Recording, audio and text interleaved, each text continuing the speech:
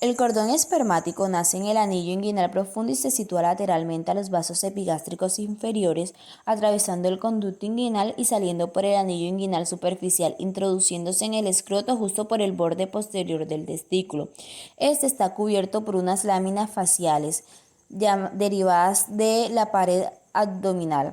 Estas son las fascias espermáticas externas, los músculos cremaster, la fascia cremastérica, la fascia espermática interna. A la vez está conformada por el nervio ilioinguinal, la arteria y la vena cremastérica, el ramo genital del nervio genitofemoral, el músculo cremaster, el conducto deferente, la arteria y la vena del conducto deferente, la arteria testicular, el plexo pampiniforme, los nervios simpáticos y parasimpáticos, a la vez por los vasos linfáticos y el vestigio del proceso vaginal. Buenas tardes, compañeros. Mi nombre es Urilis Paola Fontalvo. Les voy a hablar sobre el retroperitoneo.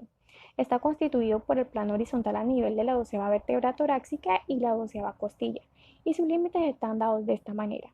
Límite inferior está dado por la base del sacro, las crestas ilíacas, la rama superior del pubis y el diafragma pelviano. Límite lateral está dado por la línea vertical entre el músculo erector de la columna y los tres músculos de la pared anterolateral del abdomen. Límite medial está dado por las vértebras lumbares y el sacro. Límite anterior está constituido por el peritoneo parietal. Límite posterior se constituye por los músculos de la pared abdominal y las dependencias faciales. Dentro de estas fascias encontramos a las fascias transversalis, luego encontramos la lámina anterior de las fascias toracolumbar del cuadrado lumbar y por último los músculos psoas. Estos dos últimos músculos están cubiertos por una lámina facial que recubre el músculo iliopsoas. El retroperitoneo está dividido en tres zonas que son zona 1 o zona medial. Este tiene sus inicios en la cara inferior del diafragma a nivel del hiato aórtico y el hiato esofágico y finaliza en el promontorio del sacro y se subdivide en dos zonas que son zona supramesocólica.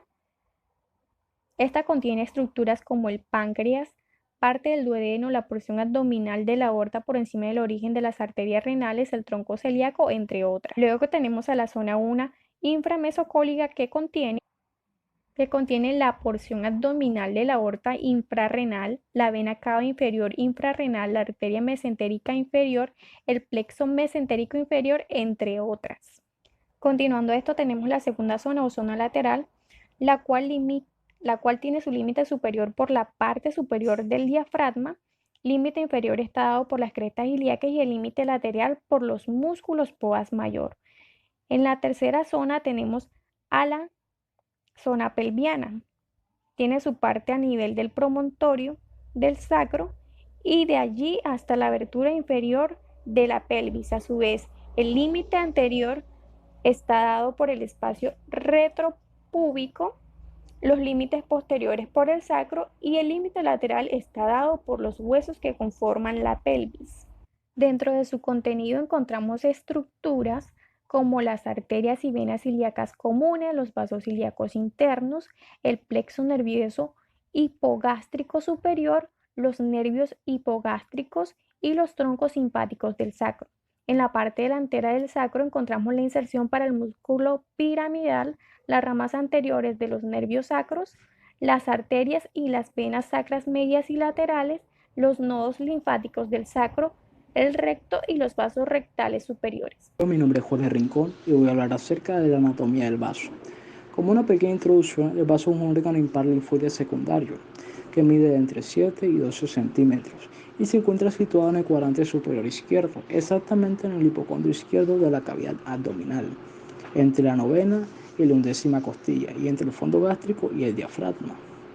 Asimismo presenta una superficie lisa y es de color entre oscuro y marrón. Ahora, para hablar de sus relaciones o lo que se conoce como configuración externa, se dice que este presenta dos caras, una cara visceral y una cara diafragmática, unos polos o también denominados extremidad posterior y extremidad anterior señaladas con color rojo y unos bordes superior e inferior señaladas con color azul.